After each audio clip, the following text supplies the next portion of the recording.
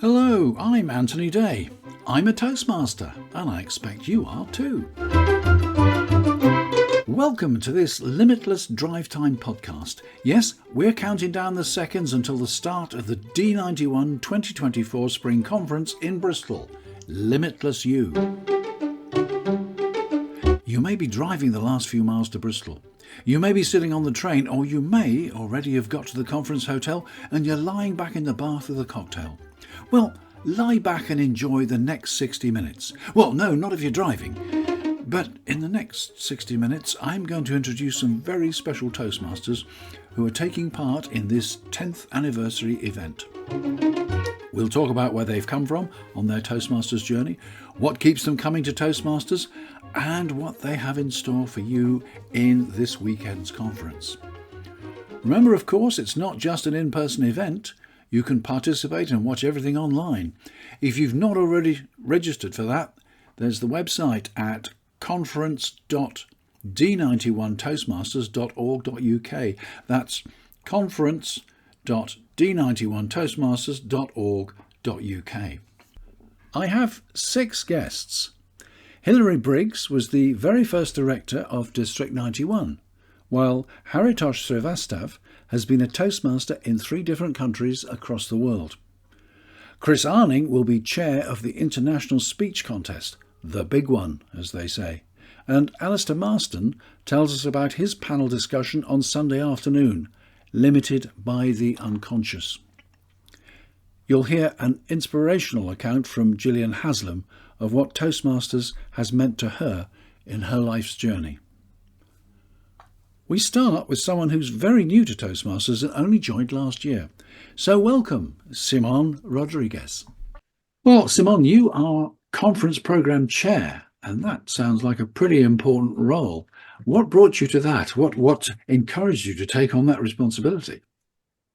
Well, I'm fortunate enough to have a friend in the program or in the conference team. His name's Stuart, and he had told me about his part in the conference at that time, which was, I think it was late 2023 at this point, and just suggested I have a quick conversation with Amy about what roles might be open in the conference to, just get ourselves as involved in Toastmasters as we can and fully understand and meet people and just really throw ourselves into the experience. So it was through a recommendation of a good friend. Great. So where did the Limitless idea come from? Was that yours or was that already in place? That was already in place, but I think it's a great one. It gives us a grand scope when it comes to speakers. It gives us a really good idea of where we can go with it. And I think it can be a really creative starting point to any conference. So yes, it was already in place when I started, which was, fabulous. And it was just great to get on board and see where we could take it. You're a relatively new Toastmaster, aren't you? Because you only joined last year. I did, yes, yeah. I think I signed my membership in June of 2023 or something along those lines. So yes, I'm still fairly new. Yeah, and you're a member of Salisbury Speakers. I am, yes. It's a really lovely club. What attracted you to Toastmasters? Well, I have been in the throes of business since I was young. About 21, I started a small business with a bigger company, and a friend of mine in London was doing Toastmasters. So it's a name of a company that I've known for many years. And at the beginning of 2023, one of my intentions was to throw myself into something that I really enjoyed. And one of the things I really wanted to pursue was speaking. And so I kind of had this moment of thinking, where can I start with this? And I remembered that Toastmasters was a thing. And I just had a look at my local clubs to see what was available. And Salisbury Speakers was there. And it was a really, really great option. Great. Well, you won't have had the opportunity to go to other conferences, but no. I'm sure you'll enjoy this. I encourage everybody to go to conferences, but the truth is very few people amongst the membership do actually go to conferences. But the people who go again and again and again. And up to 2017, we were having 2 conferences a year, and a lot of people would go to both. So, as I say, I'm sure you'll enjoy it, and I'm sure you'll go to the next one and as many others as you can find the time for. For sure, definitely. Tell us a bit more about the program process, the way in which you designed the event. So there are three main aspects that we're leading towards when it comes to limitless thinking. Being creative, connection, and just trying to see where we can take that. So I was lucky enough to sit with Amy initially, and we thought about what type of program we wanted to put together, the type of speakers that we wanted on, and so yes, we're looking to bring people in that influence that limitless thinking and drive connection and creativity in loads of different ways. And I think it's about making sure that we try and involve as many different thinkers as possible to make it as creative as possible. So I think it's going to be really a fantastic experience. And like you said, I'm sure I'll be at many more after this as well. So yes, it was just really thinking about the best ways that we can bring in the most amount of challenging thinkers as possible to affect as many people as possible in a really positive way. There's a whole range of events, of course. It starts off on Friday, this Friday at 6:30 at 6 o'clock, I think, with the opening ceremony. Yep. There'll also be council business, which is the nuts and bolts of running the district. There will be workshops, and there will also be the contests. Correct. Some people think contests are the most important. Some people think workshops are the most important. But I think the most important thing is having all these different things. For sure. And I think the variety is going to be really helpful for a lot of people, especially for someone like myself who's maybe a little bit more fresh, who's not been to one of these conferences before. And having the variety there is going to be so useful. And I think for some of the people who've been there in the past, having those moments where they can have lots of options to really kind of push their speaking forward and help them network. I think it'll be really interesting to see how it plays out, and I'm sure it's going to be a fabulous event. I think the contests are always very interesting, and by the time you get to district, you've got some really, really special and skilled speakers. Have you seen any of the contests at club, area, or division level? So I did actually compete in an area contest as within table topics, which is one of my favorite ones. So I've seen how it plays out more virtually than I have in person, and I've been able to attend a couple of hybrid ones as well. So it will be certainly interesting to see how it plays out in a conference setting. Certainly with a lot more seats and hopefully a little bit more interaction as well. So yeah, I'm excited to see how it actually goes in person instead of just virtually.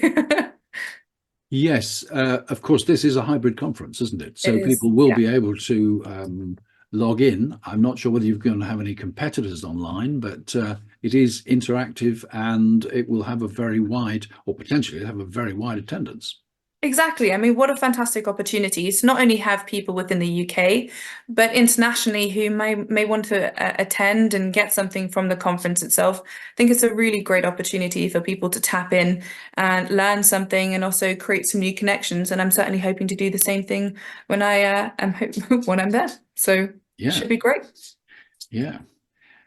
The question I've been asked to ask everybody is, what do you think the legacy of the conference will be?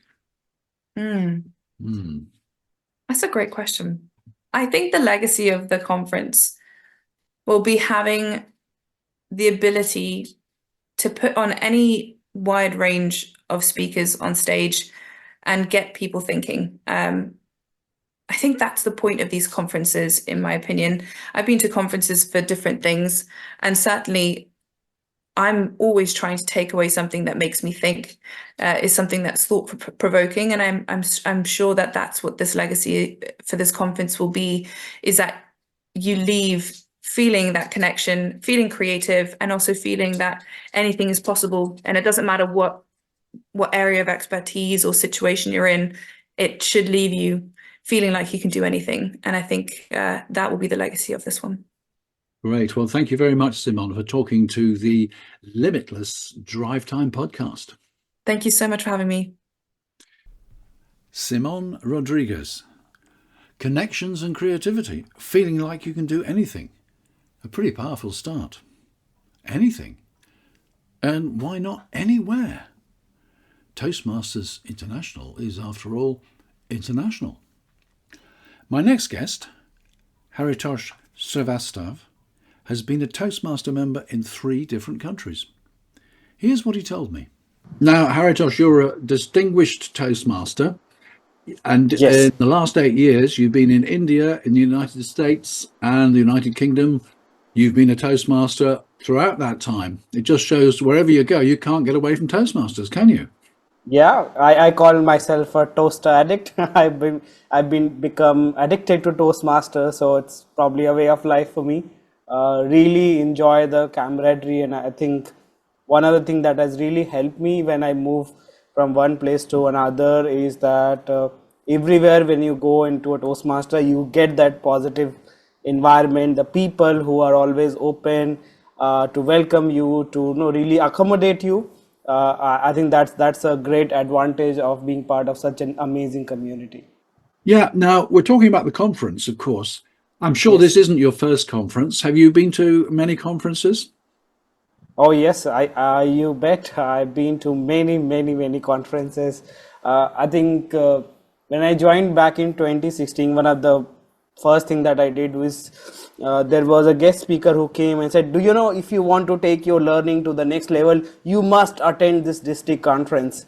And I said, "Okay, why not?" So I tried it for the first time, and I really had 10x learning of what I typically used to have in a Toastmaster meeting. And from there, I made it a point that wherever I go, if I have a chance to attend any district conference, or even I've been to one of the Toastmaster International Conference as well in Chicago in 2019, I made it a point to go and attend that. Yeah, now I must have been to at least 20 conferences, but I think Wow. it's a very small proportion of Toastmaster members who actually do go to conferences. But they ought to, oughtn't they? What would you say is the most important thing that people get out of conferences? Absolutely. I'm going to give anyone 3 reasons they must attend any district conference. Number one is it actually expands your bubble or expands your knowledge, because all of us are somewhat confined to our club, or maybe we know one or two person outside. But when you come to these conferences, you meet people from so many different parts of the different clubs. It actually broadens your horizon. Number two, it's a great place for you to network and learn with different people. So you can meet with people who you wouldn't normally meet. So it's a great place for you to network. And number three is to learn. Basically, if you go to any of the conferences, you get some excellent world class speakers with amazing nuggets to share, which you can take and apply in your professional life, in your personal life, and otherwise as well. And the fourth and final fun tip is there's a lot of fun. So it's not any other professional conference where you have to be just in the professional attire. Don't do. You get a lot of opportunity to really have fun and interact and share a joke and laugh together. So it's a really good time. And we're just on the point of starting the D91 Spring Yes. Conference, Yes. Limitless You. So, what do you think? What are you looking forward to most of all in Bristol this weekend? So what I'm looking forward to, as I said earlier, one is that I am a contest buff and I make sure that I am participating in all the contests. So I've not been to district, but I go to the conferences to see the excellent speaker coming from different division, and we have not one, not two, but 4 contests: international contest, humorous contest, table topics, and evaluation. And some of the best speakers of the District 91 will be there. So that is one short reason for us to attend. Number two is, if you are someone who really want to know how this whole Toastmaster organization works, how the governing body works, how the decisions are taken, it's a great learning for anyone who wants to upskill their leadership and communication skills. So great place for them to be at the district, board of meeting and other things there. There's a lot of sessions happening where you can learn, and those learning can be then translated and take it back to your club. So that's a great idea, and this so much of fun. So those are some of the reasons that anyone must attend the 91 conference. Oh, that's great. Now, you're actually going to be a conference MC. Which part of the Yes. conference are you going to be leading? Just for me, just being part of this great team of MCs and handling some of those conferences is a great privilege. So I'll keep it as a secret for now for people to come and witness where I'm going to be the MC and where other MCs are going to be. Okay, all right. It's a special conference. It's the 10th anniversary of D91. But of course, Yeah, that I agree. means that we are now celebrating the 10th anniversary of District 91 because it actually came into being following the decision in 2013. It started in 2014. So it's a double anniversary because this is the centenary, the 100th year of Yes. Toastmasters International. Now, after a century, what do you think makes people come back? Why do you think that Toastmasters is still going after all that time? That's a really interesting question and a very relevant question because now we are talking about things like chat GPT and still talking about speaking and other things. I think what has kept, in my opinion, Toastmasters still relevant is that its ability to adapt, its ability to change and understand what the members need from time to time. The one of the great testament of this is the Pathways program, which was introduced a few years back and which has really changed the way the Toastmaster used to work. So I think the most important aspect that has kept the Toastmaster a go-to place for anyone who wants to improve their speaking skills, who want to really go ahead and have more leadership skills in their bucket, is the ability to change based on the members' need and providing them multiple avenues to really share what they have and collaborate and communicate. What do you think will be the legacy of Limitless You, the 2024 Bristol conference? What do you think people, or what do you hope that people will take away with them? That's a very deep question.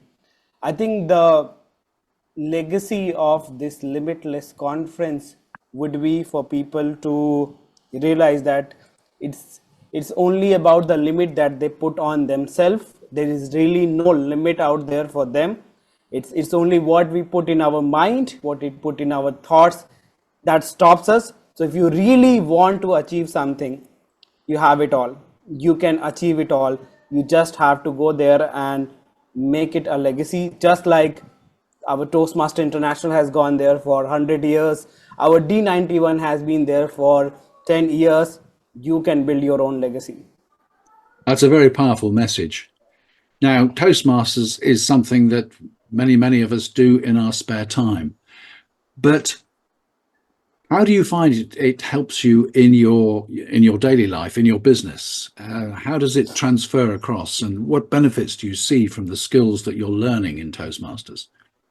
Absolutely. I can talk about that all day, but let me keep it to two very simple, subtle example where Toastmaster skills really help. Number one thing is when it comes to these impromptu speaking, we call table topics. A number of times I have been invited to a meeting by my seniors, by my management, where I've been given literally 5 seconds to 15 seconds to give an answer, which I cannot avoid being silent. At that time, my years of coming to table topics really helps me put my point across and I get really good feedback on that. And the second point is because I am a team leader, I have to manage the team. There have been times where I have to provide feedback. Now the old way of providing direct feedback doesn't work in this century. So you have to provide feedback in a way that you are passing the message, at the same time you are not hurting someone's ego. At that time, using the evaluation mechanism of commendation, recommendation and commendation, the sandwich method really works because you really point out something they are doing good, something they really can work upon, and or the main feedback that you want to give, and then you wrap it up with something very positive or something you're looking forward to. That makes a wholesome, the people get the message and they're not feeling negative, and that really makes you shine. So these are two specific examples where the skills that I've learned from Toastmaster really helped me in my professional journey. That's a very valuable point because at first sight, people think Toastmasters, it's about speaking. But of course, equally important is the leadership skills, which we also develop. Absolutely. That's why the tagline is where leaders are made. Indeed, indeed. And of course, your leadership journey has included being an area director, hasn't it?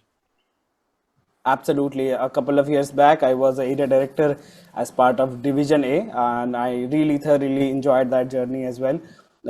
It's something which really takes you out of your club and makes you do things which you wouldn't do, like, for example, visiting 6 different clubs twice in a year and managing 2 different contests. There's so many things. Sometimes it can become a little bit tidy up as well, but if you understand the essence and if you understand the qualities it develop in you as a leader, you can really benefit from that journey.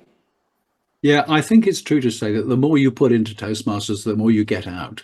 You benefit by being a member of your club committee.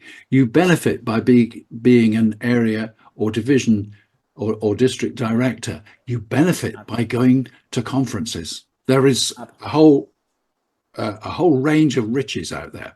And we're on the threshold of another episode of another conference, which I think will be memorable as they all are. So I wish you every success in your participation in the conference. Look forward to seeing you. And thank you very much, Haritosh, for talking to the Limitless Drivetime podcast. Thank you so much. Thanks, Anthony. It was amazing time.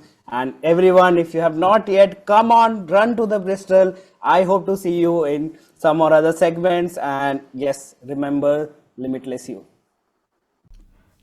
Limitless you. Yes, that was Limitless, Borderless, Haritosh Srivastav, DTM. And if you've not signed up, as he suggests, sign up now. There may not be spaces left for the gala dinner. There may be, I don't know. But there's so many other things going on that you won't want to miss. And if you can't make it to Bristol, remember, it's online as well. Join the event virtually. And now, here's Chris Arning of Berkeley Square Speakers. Well, Chris, thank you for agreeing to talk to this Limitless Drivetime podcast. Welcome. Hi. Yeah, good to see you. Good to meet you. You've been a member of Berkeley Square Speakers since 2017. Correct. Yeah. You indeed were their president during lockdown, and you've also been VP PR. That's right. Yeah. Yeah. And as far as the conference is concerned, you have the role of contest chair for the international speech on Saturday afternoon. Yeah, that's the big one, as our PQD described it. Which when everyone says that, I'm always thinking, oh, do I know what I'm letting myself in for? But no, I mean, I've done this role a couple of times at club level, 2 or 3 times, and I've done it at this division level as well. So I feel like I've got the requisite experience to do a good job. It's a learning experience. I mean, that's what Toastmasters is all about, isn't it? Exactly. Yeah. So you're contest chair. Would you rather have been chief judge? No, I don't think so. I mean, chief judge is, I don't know. I think it takes a different skills. I mean, I think contest chair, you are more front of house. You are, I think it's about enthusiasm and energy. And the thing is, I'm really enthusiastic about contests. The way I see it is, obviously there's a certain amount of admin and logistics to contend with when you're a contest chair, dealing with forms and reading rule books to contestants and ensuring everyone's been briefed, etc. And that's fine, but I wouldn't pretend that that's the reason why I'm doing it. I see that as the cost of entry to go on stage. And I don't think as contest chair you're an entertainer. I think your job is to make the contestants feel good and also make the crowd feel as enthused as they can be about what's about to happen. Obviously, then running it in a way that's really, I think most important is neutral and unbiased, even more important than the efficiency. I think the efficiency is important, but at the level of districts, and this is what I had in PRM, I learned as PRM last year, is that, you can't be seen to have any bias towards any of the contestants. I mean, you could say, well, that's just as simple as not making any comments in between. And yeah, that is relatively simple, but I think it's just really about being consistent in how you present the speeches, giving everyone the same time, just really being on top of that, so that as far as possible, everyone's got the same chance. So that's the sort of, I think that's the sort of bit that, I do relish. The sense of occasion gives them that sense of occasion, because I know how much work it is to prepare these speeches, as I'm sure you do. So it needs to be given it rightful, needs to be dignified and given its rightful place. Yeah, As and you're going to get some really experienced and skillful speakers at district level, and of course, the winner of that speech is going to go to the States. Yeah, this is the one contest that can go forth. It's a good reminder. It's something I need to have in my intro. Yes. Well, D91, it's 10 years old, so it's quite a milestone, this conference, isn't it? Added to which, Toastmasters itself is 100 years old. That's quite amazing, really. Why do you think that after 100 years, people are still coming to Toastmasters and seeing it relevant? I think it provides a safe space for people to grow as speakers, and for those that decide to take on the challenge as leaders. I think there is something I've been really impressed with in Toastmasters is the purity of the proposition, that it's, everyone, I think when they get to a meeting, they're sort of slightly bamboozled and consider it slightly kind of odd and maybe a bit eccentric to have all these roles, like with archaic titles like Sergeant at Arms and table topics master and stuff. But I think when you've been around for a while, you realize there's a method to it, and part of it is obviously the rotation of roles means people get pick up different skills over time, but also within each meeting you've got this perfectly formed entity where everyone does their job, everyone's kept to time, and there are sort of boundaries there that I think partly are the actual format of the meeting, but also just at the good clubs, just the way people demonstrate and they model behavior in terms of like what is good etiquette for getting on stage, giving people constructive, positive, magnanimous feedback on their speeches, the way the president will encourage speakers if they complete a path, and will promote other events for learning, and there's that sort of ethos of self-improvement. So I think if you're agoraphobic, or you have fear of public speaking, or you have there are all sorts of people that have overcome a lot, things that are, or a stammer, or in speech impediment. I mean, there's those are the sort of things you maybe think of, but people have people at my club I know have overcome sort of paralysis around speaking around bereavement, been able to speak about things at a Toastmasters club they haven't been able to speak to with their family or friends. People who have are neurodiverse and maybe are on the spectrum and find it difficult to emotionally engage, or to inject emotion into their their speeches and make them less like a monologue and more like a conversation. Those are things that we maybe people that don't have those conditions take for granted, but actually Toastmasters gives those people a safe space, again because it's like a little clockwork mechanism that's set up so that not everyone can just tell you stuff like willy-nilly. Like that you've got your space to speak and no one will interrupt you. I think I speak for myself, but I think a lot of Toastmasters, we take that for granted, that's what we expect now. But I think for a lot of people, that's a really precious thing, and it enables them to develop and overcome some difficulties when they're in a vulnerable position. So I think there's that. You covered a whole range of things, in fact, that Toastmasters does for people, and that people get out of Toastmasters. It chimes in, doesn't it, with the whole theme of limitless you.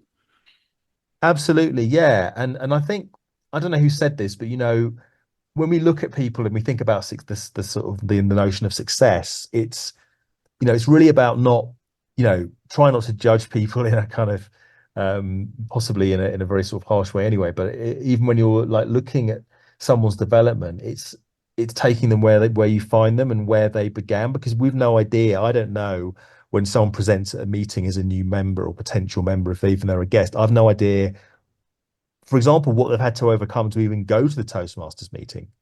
Yeah. I came because I was in an art group and my friend Catherine was pestering me for literally months to go. Right. And I was like, oh, Toastmasters sounds a bit odd, sounds a bit culty. But she's a good friend. I'll come along.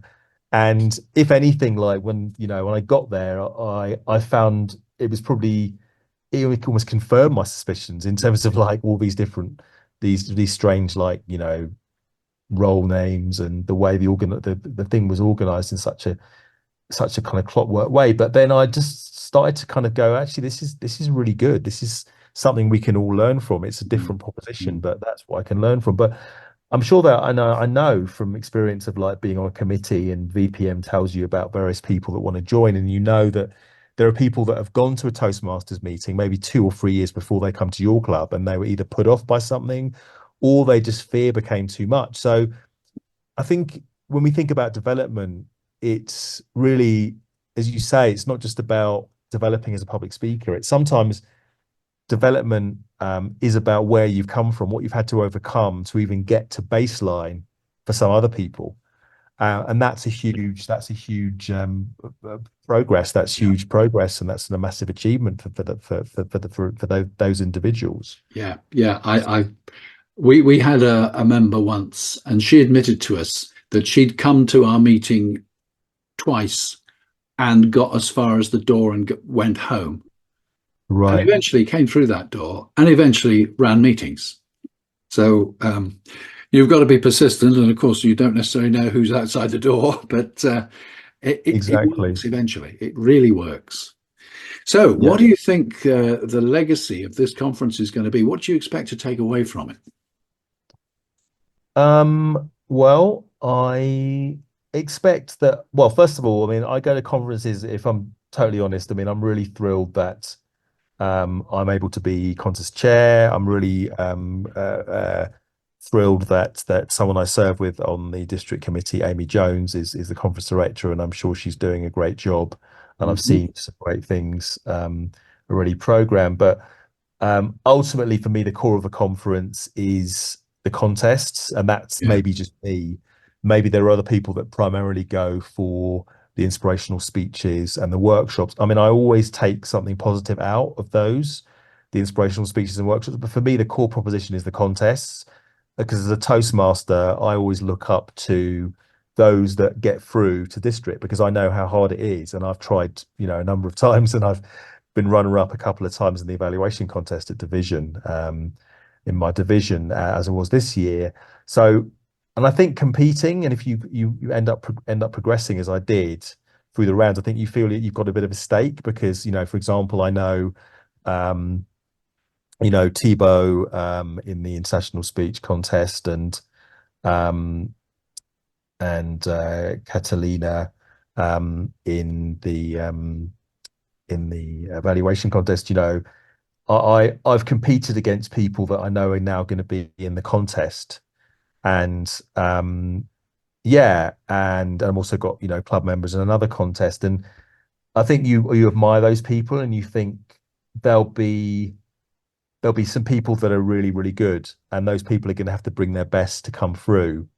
And in every contest I see people, I see a speaker and I think they're amazing, and then I see another speaker and I think, oh my God, like, as a judge, I wouldn't know who's better, because this person did that thing really well, but they're maybe slightly weaker on that other point, and vice versa.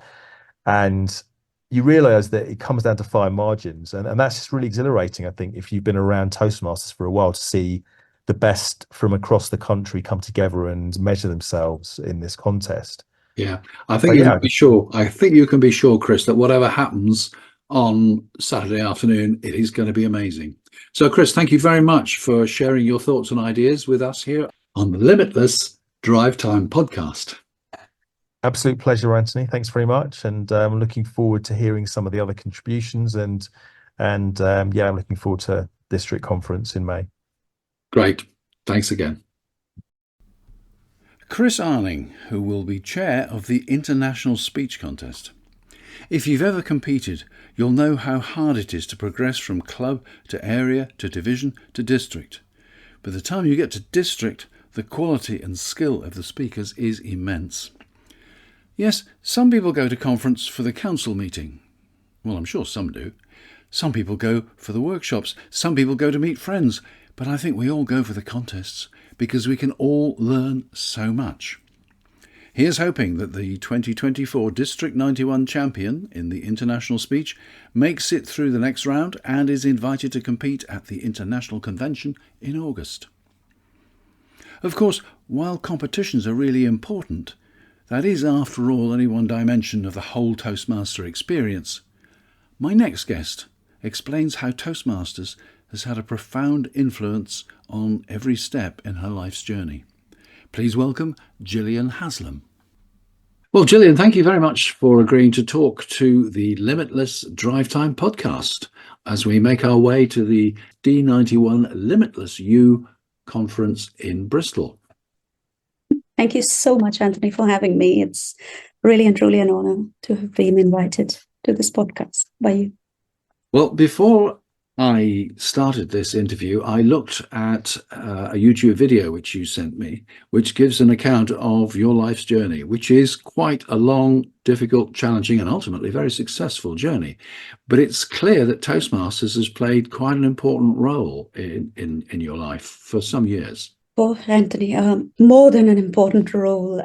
In fact, we got one of the questions yesterday when I was on the panel discussion with the Toastmaster World Champions yesterday. Mm-hmm. And one of the questions that were on the question paper that was sent to us was, what if somebody removed Ralph Smedley from history?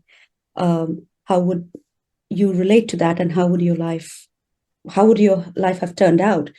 And as soon as I saw that, I had tears in my eyes, because I thought if there was no Ralph Smedley, there would be no Toastmasters. And if there wasn't Toastmasters, there literally and truly would not be me. Toastmasters have changed my life in a way that it's sometimes unbelievable and difficult to describe. I think, there are very many people who would echo that again and again. I have no doubt, Anthony, that's the truth. For me, it's very sacred, and I know people in my area know that, and I never fail to go to all the clubs all over the place, and every chance I get. Our CEO of Toastmasters has even endorsed my book, A Voice Out of Poverty, and it was a great honor to have that as well. Great. Well, your career started, I think, in banking, and at one stage you were head of charity at RBS, if I'm correct, and you've gone on to found charities and promote charity throughout the world. Yes, I was very lucky, Anthony. When I started my career, I had no hope at all, but I interviewed out of 250 girls for a job at Bank of America in India. And after months of interviews and examinations and meeting every single manager you could think of, I was selected to be an executive secretary to the CEO. And from there, I worked my way up to being head of charity and diversity. And when I came to England, I did the same. I worked for ABN AMRO, which turned to RBS because of the buyout. And after that, I left RBS in 2012, and I started my own businesses. I have 4, and I have 6 charities, and I won the Mother Teresa International Memorial Award. But all of that would not have been possible again.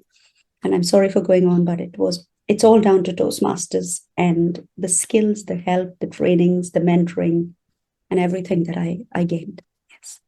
And your journey now brings you to the D91 conference. This, I'm sure, isn't the first conference you've been to.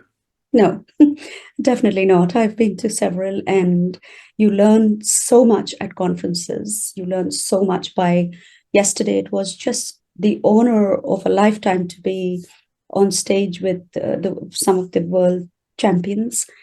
And when you're put into that category, you're humbled. You're literally humbled to understand that why, you were selected to be on that panel discussion. But you learn so much and you grow so much, and you just keep growing and being able to help others in return. That's all I've wanted to do. One thing that surprised me is that you said on the video that I watched that you've done a number of TEDx talks, and yet you were incredibly scared before going on stage. Now, I would have thought after all this time that you would have gained confidence and you wouldn't feel scared. But I don't know. Obviously, you overcome it. Yes, Anthony, you do suffer with the imposter syndrome. I've delivered 6 TEDx talks now. They call me the serial TEDx speaker in England. And I've stopped now because it's too many. And I've spoken at, some of the biggest banks, Bank of America, Bank of England, Novo Nordic, and all the big companies. But you still suffer with that imposter syndrome. And I remember my first TEDx talk was at TEDx in Stormont in Ireland, and just approaching that magnificent building up on the hill, it just put the fright of Moses into me. I was so scared. And then they had a speaker dinner the night before, and I was terrified. And I called Bob, who's my mentor, and I said I could run away from you. I could make an excuse about a family emergency. And he said, "No, Julian, this is your chance. You have the most wonderful story, but you don't only need to be heard, you need to be understood. You now have the skill, you have everything, and you need to deliver that talk." And I delivered it. And when I got on the plane from Ireland and I returned to London, I had 50,000 views on that speech. And now I think it's about 350,000 or something like that. And it was then that I knew that Toastmasters does work. It can change your life. Yeah. In so many ways. I think the whole theme of Limitless You, which is the theme of this conference, is very closely related to dealing with imposter syndrome. Absolutely. That's something that, and I explained this on the panel discussion last night as well, when they say, when did you know you were enough? And I said, if you can just imagine for 2 minutes, and you are living under a flight of stairs, you live in a proper slum where almost 3,000 people share 3 toilets. You grew up with no electricity, hardly any water. You fill water from a tube well. And that's how we grew up. I lived under a flight of stairs for a very long time. And then you have companies like Netflix asking for your book and your story. And you can only imagine that when you were growing up, you came with that belief that I am nothing, I will be nothing, and I am not enough, and I will never be enough. Because wherever you look, you have people having more, doing more, paying more. We went to a free boarding school. And then suddenly you join an organization like Toastmasters that just takes you one speech at a time, one path at a time, one meeting at a time, and they build you up to anything you want to be. You honestly, you are limitless. And I drive this point home at every meeting I go to and at every club I go to. And I want to use my story to tell the world that it's Toastmasters that have taken me to where I am today, and it still hasn't stopped. That's great. Well, it's a special conference because it is the 10th anniversary of the founding of D91, but of course it's also the 100th anniversary of founding Toastmasters International, and the world has changed so much since then. So why do you think that Toastmasters, 1 century on, is still relevant?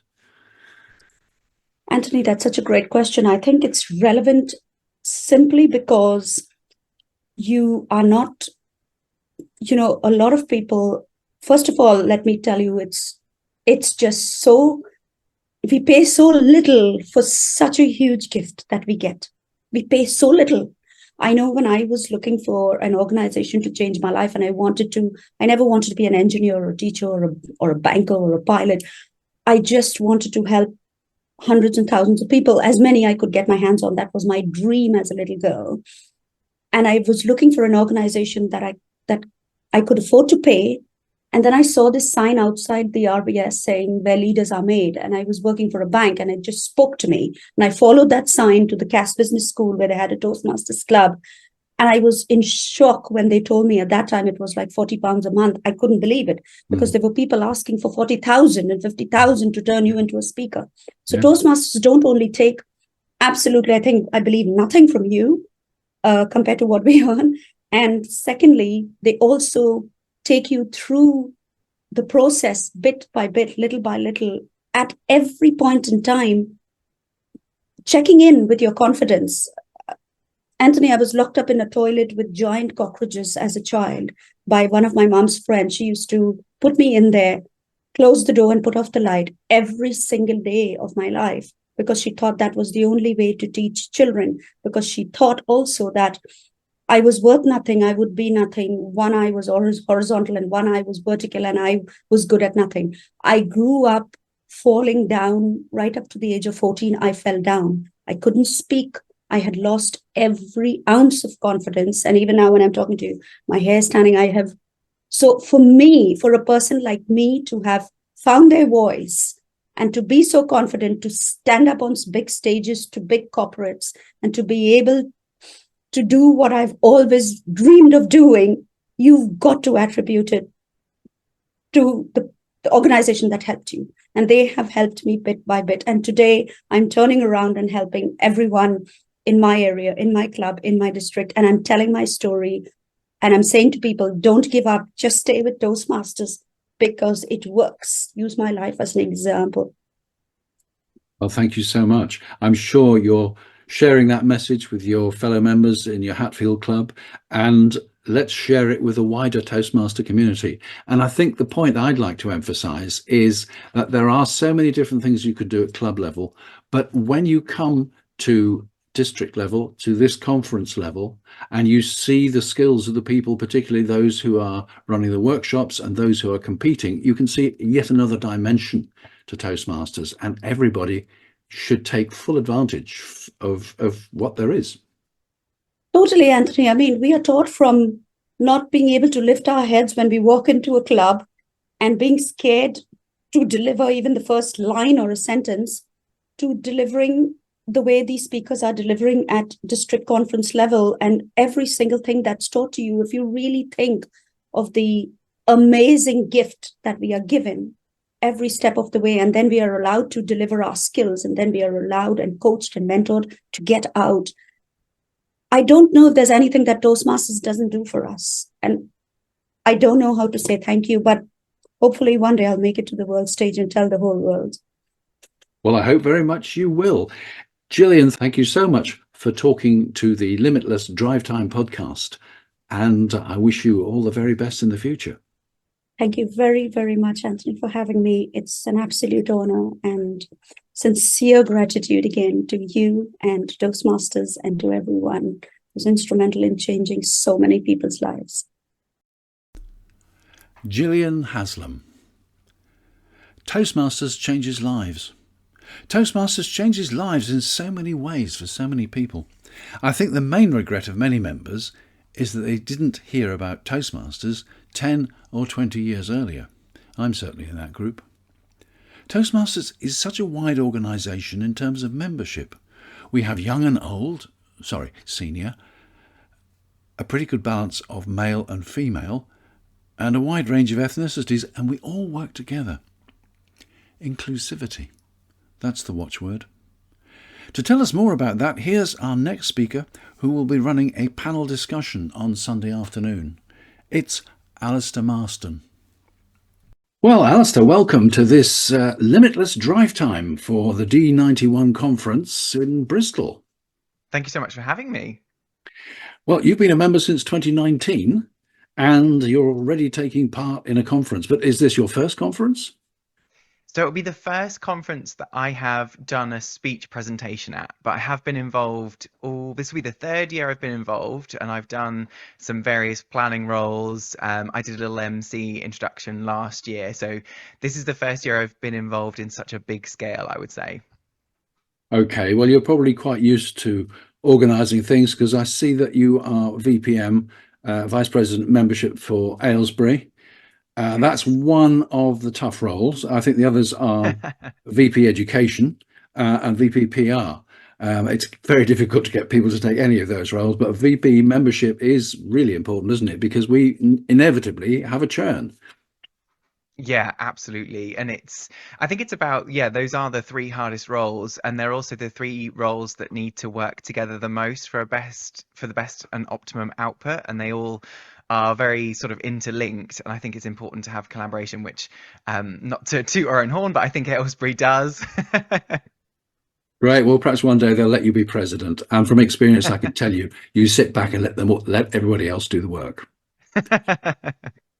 Okay, so you've got a workshop on Sunday. At the end of the day, it's a very full program, and it goes, I see, right through till 1700 on Sunday. I mean, an awful lot of conferences I've been to tend to wrap up at Sunday lunchtime because people have got long journeys. But anyway, so Limited by the unconscious is your tagline, and this seems to fit in somehow with the overall theme, limitless you. Tell me a bit more, if you can, if you don't want to, as long as you don't mind revealing a little bit of what you're going to talk about. Tell me how this fits in with the theme. Yeah, I'd love to give you a teaser, shall we say, and Yeah. the listeners a teaser as well. So, yeah, I absolutely love the theme this year of unlimited. And I actually wanted to almost play with the idea of talking about the antithesis, which is, of course, being limited, right? So, my session is actually a panel discussion. So, I'll be joined by several secret guests. I can't reveal their identity, and there's a key reason that I can't, because that's part of the session and the unveiling. But we're almost going to be talking about why certain beliefs and certain unconscious stigmas may be limiting either yourself or how you may be limiting people in your team by doing so. Right. And is this something that you do in your working life? So it's actually not. I was so hoping you were going to ask this question, Anthony, because people might say or be listening to and thinking, "Oh, is Alistair a diversity and inclusion expert?" And it's absolutely the case that I'm not. And I know diversity and inclusion experts do exist. And I think it's important to say that I myself am on my own diversity and inclusion journey. And so this session is about being on the journey together. I think some diversity and inclusion sessions can be borderline a little bit preachy as what I've experienced, and almost shaming in a way that makes you feel uncomfortable and a bit guilty. And we're going for the complete opposite of that. For a very we're opting for a very storytelling kind of format. Our panelists are going to be authentic, they're going to be non-judgmental, and they're going to be talking about their own experiences and how we can all learn from that, build a more inclusive environment, and basically optimize teams and working environments via that. So there's an idea of inclusiveness behind this. Absolutely, yeah. What do you think the legacy of the conference or the legacy of your session will be? Well, I hope that people leave with a bit more empathy and a bit more understanding. So going back, I guess, a little bit to your previous question of whether I'm an expert, I think that maybe for the past year or so, I've been on my own sort of inclusion and diversity journey, mainly because even as a gay man, I have experienced a lot of privilege, and I was sitting almost and had my own opinion of, like, I don't think it's actually that bad out there for LGBTQ people, because I'm very biased in my own experience and via things that I have experienced, and I think people are the same. And I recently did a speech at my wedding party, actually, that talked about how many countries it is illegal to be LGBTQ in, which is a very powerful statement for me, and I'm very privileged and happy that we have the rights that we have here in the UK. But what sort of clicked for me and wanted me to, or made me want to start going on this journey, Anthony, was the fact that after the party, my DJ came up to me, and obviously the DJ had given me the microphone, and he said, "I listened to your speech and I had no idea what that situation was like." Again, he was very similar to me. He said, "I just assumed, you can vote, you can exist, you can marry, everything's sweet in the UK, but actually there's a much wider picture both in the UK and internationally." And that will be the focus of sort of expanding that horizon in the session. That's a very interesting insight. Now, we've said that what you're talking about is not what you do it's not what you do at work. But correct. How far does being a member of Toastmaster link in with your daily life and your work life? Do you find there's a synergy, a benefit there? Oh, absolutely. Every time someone asks me this, so I've been a member for 5 years now, and I genuinely do not think I would be at this place in my life and at this place in my career without having joined Toastmasters, because it's not just about public speaking. You join for the public speaking, but then you realize how beneficial it is to every other area, leadership, management. For those listening that don't know, I work for an events company and always have, and had done various roles within the events life cycle. So I actually joined Toastmasters to stop myself taking such a backstage role. Event production is absolutely great, but ultimately ultimately you're putting other people on a stage and sorting that out for them. And I guess I wanted to draw a line in the sand of like, I have a voice too, and I'm actually a little bit bored of just giving everyone else the platform. I would like to have a platform myself. And whilst I'm not a speaker, I'm still in events management, and I still do that kind of production element. It's helped for my confidence. It's helped for things like pitches, doing industry conferences. And also, speaking of empathy earlier, it's helped my empathy for the people that I put on that platform. Because lots of people, perhaps they go to a conference and they're speaking, they're not a paid speaker. It might be that they have a role that is just an expert for that session. And, they're a little bit nervous. And knowing what that feels like and having that empathy helps you support them and get a better session. And of course, there's lots of backstage roles and planning that goes on in Toastmasters as well. Every Toastmasters night at our club is treated as an event, and it works like clockwork. And that's also some skills that I think you can pick up at Toastmasters. Those backstage kind of organizational roles is also a benefit. Absolutely, very important to keep everything to time so everybody gets a chance and nothing gets missed. Yes, that's great. Well, here we are on the threshold of this very special conference, this Limitless You conference in Bristol. It is the 10th anniversary of the founding of D91. I remember it well. You don't, because you weren't a member at that time. But not only is it 10 years for D91, it's 100 years for Toastmasters International. And the world of 1924 was so fundamentally different from the world we have now. Why do you think that Toastmasters has lasted all this time? I think it's an excellent question. I think it's because of the life skills. I think it's so difficult, speaking again of vice president of membership, with my vice president of membership hat on, when new members come in, they kind of come with their own perception of what Toastmasters is.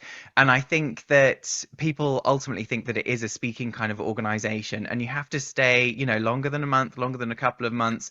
You mentioned about that churn. We also experience it. Someone's got a particular speech they want to plan for. All they want to do, come in, practice that speech and leave, that's fine, and that serves a purpose. But the core value is in the longevity of the members. I think Aylesbury is one of the longest running clubs in the UK, I want to say. So we are very proud of that longevity, and some of our members have been around in the club for a very, very long time, and they provide such benefit, such applicable skills. It is not just the public speaking. It will improve your down to your day-to-day communications. I think that's why it has such longevity and such relevance, because they are such core skills. It's not like we're focusing on one trend like AI or something else that comes to mind. It is the skills of life rather than the trends of life that we're sort of practicing. Well, that's great. Alistair, I'm sure we're all looking forward very much to your session, 4 o'clock on Sunday afternoon. So thank you for talking to the Limitless Drivetime podcast. It's been a pleasure. Thanks for having me, Anthony. Alistair Marston. Away with limiting beliefs. Let's expand our horizons and embrace diversity and inclusion as we travel on the Toastmaster journey together. And don't forget Alistair's panel discussion, 4 o'clock on Sunday afternoon. Yeah, it's 10 years since D91 was founded. Let me tell you a little about what I was doing back at the end of 2012-13. I was just finishing as Division Governor of Division E, and I was awarded Division Governor of the Year. Back then, Division E included the whole of Scotland, the whole of Northern England, and most of the Midlands, so it took more than an afternoon to drive around it. At that time, of course, D91 was breaking away from D71, and my next guest became the first district governor, as we used to call them then.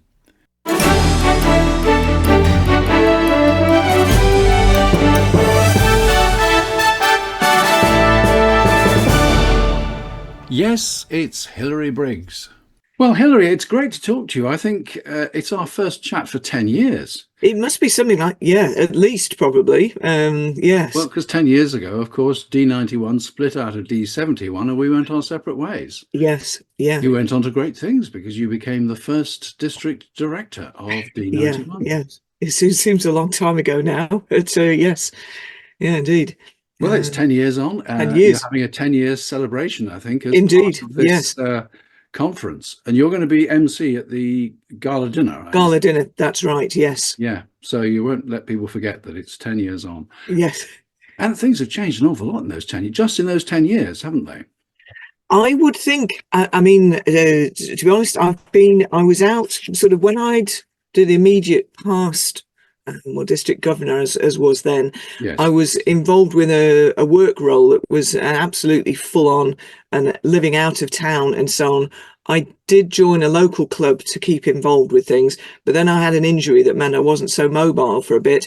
And with that combined with the work pressures meant I went for about 3 years actually not really involved with Toastmasters, kept the membership going. And it's been quite an experience coming back because I realised, and I definitely think about Toastmasters as being a bit like the gym. I know I'm a bit of a fitness freak, but it took me quite a while to get back into being able to do speeches and just let things flow. I was quite intrigued by that. So, and obviously then with COVID and all the things that we've gone through, there's been, I think it's been very difficult. Is my perception from more ground level in the organisation, it's been really challenging. And I think not just Toastmasters, but that's probably wider beyond the scope of this. Well, of course, in that 10 years that's passed, we've had pathways, and that is a fundamental change, isn't it? Yes, yes, absolutely. And hybrid and online meetings, which were banned a long time ago. A friend of mine started doing them, and he was told by Toastmasters if he persisted, his membership would be cancelled. Oh, wow. How things change. Yes. Yeah, I guess it's, I mean, doing hybrid, actually, the club I'm in, we still do hybrid because we've got some members who were on different continents, and, you know, they've been very, very supportive. It's been very helpful. There's a challenge in setting up the meetings and actually being able to speak to a camera as well as to a room. I think it's something, it's been you know, given that a lot of organizations are working that way now, and even when I was in a smaller company of 30 odd people, you know, we had our man in the US and another chap in Hong Kong or whatever, that even then the techniques we're using, Skype then, but obviously Zoom has taken over more. But I think being able to operate the technology, be able to do meetings, webinars and so on, it's a fundamental skill for whatever organization that you're with, I would say. Yes, well, I'm in a hybrid club as well, and it does mean that people can keep in touch even if they've run out of time and can't actually physically make it to the meeting. Yes. And we do get guests and visitors from all over the place, so it's a new beginning, isn't it? Do you think that the adaptation to change is why Toastmasters has survived 100 years, because it's the 100th anniversary this year? I think actually for any organization, being able to adapt to change is essential, and I think as an individual as well. So I think Toastmasters, it's such a fundamental skill in communication. Obviously technology has become part of that and is probably going to be even more. I think it has to adapt. It has adapted. And people may, I'm thinking with pathways, maybe not everyone is totally keen on it, but it's there. It will develop and evolve, and I'm sure, it's such a fundamental skill, as I say, and it is something that needs ongoing practice and learning. So I think in one form or another, Toastmasters is around and here to stay. It's got a vital part. I would hope that it would continue to expand worldwide, because I know when you look at some of the dreadful conflicts that are going on, I can't help feeling myself that a certain amount of that is down to lack of communication and poor communication. So I think it's a fundamental life skill that's important to everyone. Indeed, indeed. Let's turn to the conference. We're on the threshold of Limitless You. What does Limitless You say to you? I think it's sort of building on my own experience. When I look at things that I've been able to do now, it is, I think we're all capable of so much more than we would credit ourselves for. You know, when I started thinking Toastmasters, when I joined, I wanted to get to be a better speaker, really as a way of generating business. That was the thing that brought me in. I'd developed and had to do a number of pretty hairy speaking assignments, including speaking to 1,700 people in German for half an hour, which I did and went very well, but I was very, very nervous. And I know with Toastmasters I could do even better now. So I wasn't coming from a zero base, but coming from where I come from school, I would absolutely run a mile rather than speak and stand in assembly. So when I'd made a big journey, but when I look at what I've been able to do, you know, becoming district governor or district director, I've recently done a TEDx talk, won a contest in the Professional Speaking Association. You know, I would have never have imagined being able to do any of those things. So I suppose my approach is, open mind to what things may happen. I think if you're following your interests and passions and be curious about, oh, that's interesting, I've been able to do that, wouldn't have thought of that, I wonder what else I could do. That is certainly what's taking me forward at the moment.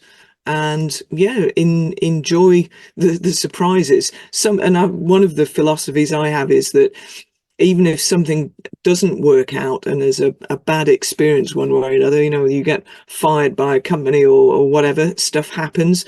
It's what I've found so far is that no experience is wasted. So having a bad experience, it might, you know, in years forward, you think, I'm really glad I had that. And I would say that from my experience on district, there were times where you have disagreements with people, and that's probably actually is the sort of HR type areas that when I was managing director of a small company, I was just really thankful I'd had those experiences, because guess what? Those things happen in real life in the world outside Toastmasters as well. And I remember doing a course on sort of leadership, and the guy said the thing that hits you most is the shock. When you're surprised by something, then you can be knocked back. If you've experienced something and had relevant experience, you can have a bad thing happen, but you think, oh, I've had that before, it's one of those, I know roughly what to do here. And just having that, it gives you a massive advantage. Yeah. Now, coming up over this conference weekend, we've got the 4 finals of the contests. Are you looking forward to them? Yes, absolutely. Unfortunately, I can't stay for the Sunday, but I think the contests, and I would so strongly recommend, if people haven't gone for a contest at any point, take the plunge, go for it, because it is such a learning experience. And I think the thing, I did the evaluation contest way back, and it took me a few goes before I got to the district final, and was happy to say I did win it. I remember that. I think one of the things that I've learned from that was actually being able to handle nerves and pressure, because what I noticed with the evaluation contest, you have the 5 minutes to make your notes. And that was the thing that stumped me the first time at division contest, where my brain went blank. And I was like, oh goodness. And I wasn't thinking as clearly as I could have done. So learning how to keep calm in those 5 minutes was a real skill. And that's something that I've transferred to all sorts of things, whether you're giving a speech. I've got into triathlon now, and when you're on that start line in the swim, it's about being calm. You don't know quite when that hoot is going to go, but when it does, if you're hyperventilating and breathing too fast, it's unhelpful, especially if you start inhaling water. So being able to keep, and again, the levels of competition, when I've been in the European and World Championship finals in my age group, which is again limitless. You never ever imagined I would be doing that, but so I think that's one of the benefits of the contest, is each level you're going to get more pressure. So learning how you yourself can manage that and channel it is a vital thing, apart from all the other things about perfecting a speech or improving it. So when I was doing a TEDx early this year, that again was, it's a bit nerve-wracking, and you've got a lot more material, kind of up to 18 minutes, and being on top of that, being able to remember it without it being totally scripted, that was challenging. But again, it's applying some of the things that I've learned through Toastmasters. Let's talk about legacies. The legacy of the D91 Limitless You conference. What do you hope or expect to take away from the conference? I always find the conferences, there's going to be inspiration from listening the main speakers, whether there's workshops. I know there's a number of workshops as well, and actually the contests, you're going to get action packed, with the speeches. There are always things that you can take away. I'm going with an open mind, and that's how I try to approach things. I'm open to picking up what's there and see what resonates. I think one of the things I find with conferences, and not just Toastmasters, sometimes you can get overwhelmed. There are so many things that you could take on, and I think being able to pick down to 2 or 3 things, what am I actually going to implement here? That's important, that it's being selective about, okay, this is the thing right now that resonates the most with me, that I can do something with. And that can be with contacts as well. I mean, it's similar with, there's always great networking at conferences. So being open and going with what seems the most energy, I guess, for you in meeting people, what's going to be most helpful right now. Hilary, it's been great talking to you again. So thank you very much for talking to the Limitless Drivetime podcast. A pleasure, and looking forward to seeing everyone at the conference. Thank you, Hilary Briggs. I'm Anthony Day, and I'd also like to thank Simone Rodriguez, Haritosh Srivastav, Chris Arning, Gillian Haslam and Alistair Marston for joining me on this Limitless Drivetime podcast. Are we there yet? We very nearly are, with the opening ceremony coming up at 6 p.m. This is Anthony Day signing off. Congratulations D91 on 10 years, and here's to the best conference yet.